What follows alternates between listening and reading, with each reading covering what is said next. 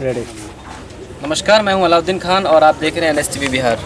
दोस्तों, आज मेरे साथ हैं जाप के उम्मीदवार प्रिंस विक्टर जी और इनसे हम बात करेंगे। क्या टिकट आपका कंफर्म हुआ?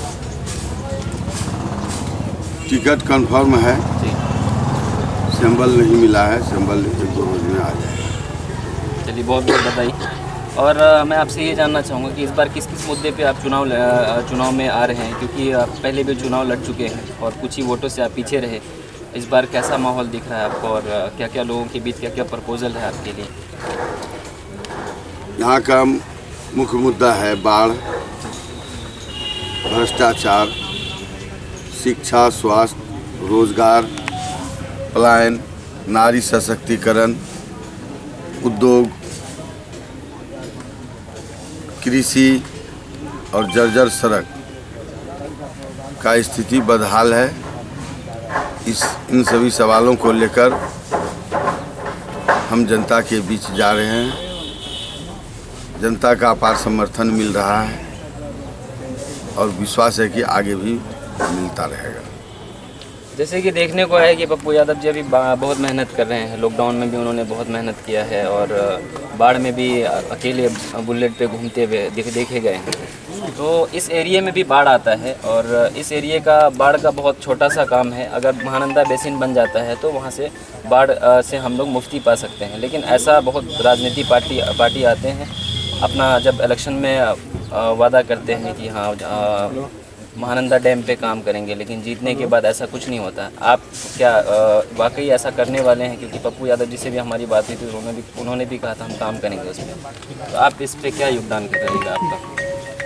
हमारे सभी पार्टी का मैनिफेस्टो होता है और जन अधिकार पार्टी का भी मैनिफेस्टो है। उनका नाम दिया गया है प्रतिज्ञा पत्र, जो हमारे नेता माननीय राजेश रंजन और पप्पू यादव जी ने पटना उच्च न्यायालय में लिखित बयान में दिए हैं कि हम बिहार को 3 वर्ष में बाढ़ से आज़ादी दिलाएंगे, बाढ़ से मुक्ति होगी। बाढ़ की समस्या पे हम लोग काम करेंगे और बाढ़ से 3 वर्ष के अंदर आज़ादी दिलाएंगे। आपको क्या लगता है, अभी जो सिटिंग विधायक को फिर से टिकट दिया गया अनिल यादव, आप जिनको टक्कर देने वाले हैं, तो आपको क्या लगता है कि इस बार आप उनको वाकई टक्कर दे रहे हैं और विजय हासिल करेंगे आप अपने लिए? नहीं, हमको किसी से टक्कर नहीं है। आप जिन विधायक का नाम लिए ना, वो विधायक या जो भाजपा है, दोनों बलात्कारी पार्टी है, हत्यारा पार्टी है। आज जन अधिकार पार्टी को किसी से टक्कर नहीं है। वो दोनों को हमसे टक्कर हो सकता है, लेकिन नरपतगंज की जनता इस बार दोनों पार्टी का जमानत जब्त करा देगी और दोनों का जमानत जब्त होगा, क्योंकि उन्होंने लूटने का काम किया है और वो अन्य दल के नेता लूटते हैं और हमारे दल के नेता सेवक हैं, सेवादारी करते हैं। हम लोग भी सेवादारी किए हैं। उन लोगों का नाम, अन्य दल के नेताओं का नाम जब भी लिया जाएगा तो लूटने वाले में लिया जाएगा और जन अधिकार पार्टी के नेता का नाम और उनके सेवक का नाम बांटने वालों में लिखा जाएगा।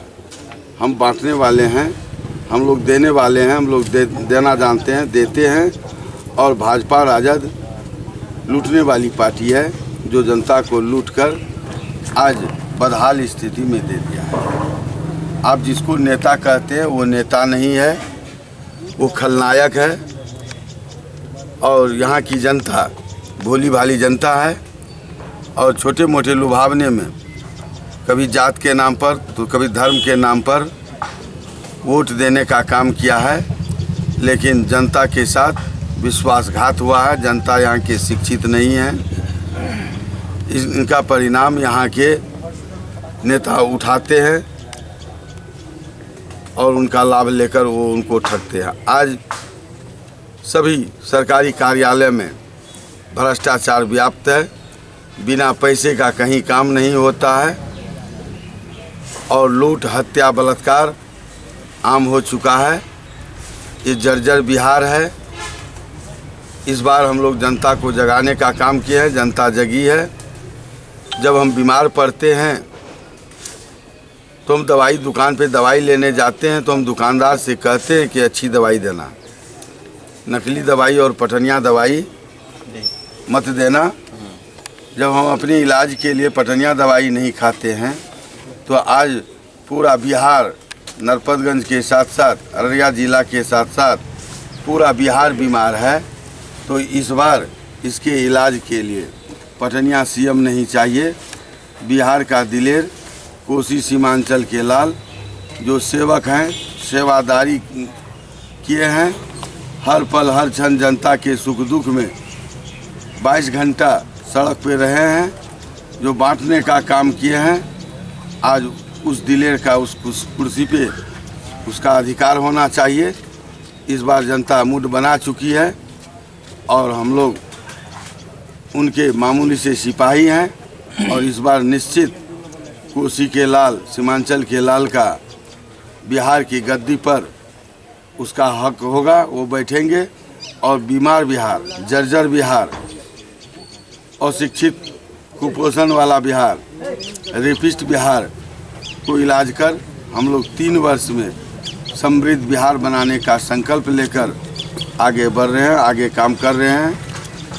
हर बिंदु पे हमारी पार्टी का प्रतिज्ञा पत्र में दिया गया है कि 3 महीने के अंदर 6 महीना, 9 महीना, 12 महीना, 18 महीना, 2 साल और 3 साल के अंदर हम समृद्ध बिहार बनाएंगे और बिहार एशिया के मानचित्र पर सबसे ऊपर होगा और बिहार के मानचित्र पर नरपतगंज विधानसभा सबसे ऊपर होगा। दूसरे राज्य के आदमी यहाँ विकास को देखने के लिए आएंगे कि विकास कैसे हुआ है। एक चीज़ और मैं और जानना चाहूँगा, अभी राजनीति चुनाव में जाति समीकरण का बहुत बड़ा रोल होता है, तो आप भी क्या जाति समीकरण को लेके ही चुनाव लड़ेंगे या फिर सारे जितने भी लोग हैं, जितने भी धर्म के, सबको लेके आप चल रहे हैं? हम जात पात पे विश्वास नहीं करते हैं। हम आनंद मार्गी हैं, बचपन से हम आनंद मार्गी हैं। जहाँ कोई जात न कोई धर्म है। हम मानवता की पुजारी हैं, मानवता के सेवक हैं। मानव मानव भाई भाई, जात पात की करो विदाई। हम तो अपने मैनिफेस्टो प्रतिज्ञा पत्र में दिए हैं कि जो अंतर जातीय विवाह करेगा उसको 10 लाख रुपया या उनके पत्नी को सरकारी नौकरी। तो हम तो जात पात मिटाने की बात करते हैं, जात पात की दीवार को तोड़ने की बात करते हैं। ये बलात्कारी पार्टी भाजपा और बलात्कारी हत्यारा पार्टी राजद जो है, ये लोग कभी मंदिर बनाने की बात करता है तो कभी मस्जिद को बचाने की बात करता है। हम लोग आज तक पूरे हिंदुस्तान में एक भी नेता ऐसा नहीं हुआ जो सबकी बात करे, लेकिन कोसी सीमांचल के लाल ने, माननीय पप्पू यादव ने जात पात की दीवार को तोड़ के मानवता के पुजारी बनकर सभी जात की बात कर रहे हैं। जब हमारी पार्टी की सरकार होगी तो हम सभी वर्गों को डिप्टी सीएम देंगे। स्वर्ण जाति से एक मुसलमान से, एक अति पिछड़ा से और एक पिछड़ी जाति से और एक दलित जाति से। तो जात पात है कहाँ? हम तो जात पात तोड़कर सबकी विकास की बात करते हैं। हम सबके लिए सोचे हैं। जब हमारी सरकार होगी तो एक भी व्यक्ति बिहार से पलायन नहीं करेगा। हम मजदूर को 6000 तनख्वाह देंगे, मजदूरी देने का वादा किए हैं।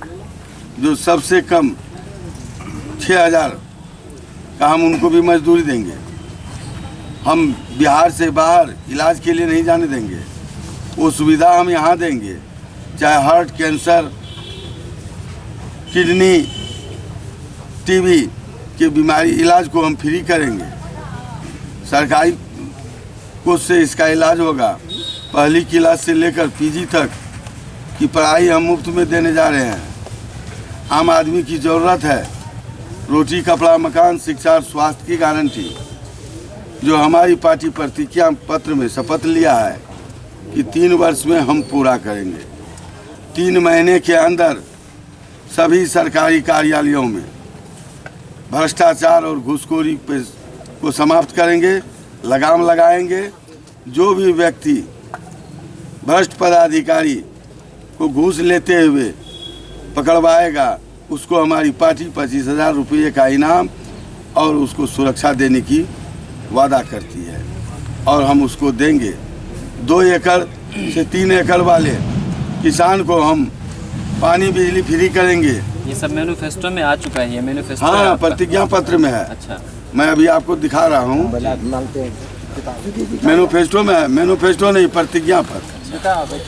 आज मुझे गर्व है कि हम उस पार्टी के उम्मीदवार बनने जा रहे हैं जो हिंदुस्तान नहीं पूरे दुनिया के इतिहास में पप्पू यादव ने एक मिसाल कायम किया है, जो अपने मैनिफेस्टो को प्रतिज्ञा पत्र का नाम दिया है और हाई कोर्ट पटना उच्च न्यायालय में दिया गया है, जिसका नंबर ये प्रतिज्ञा पत्र है मेरा। मतलब ये आपके मैनिफेस्टो का काम करेगा? जी जी जी।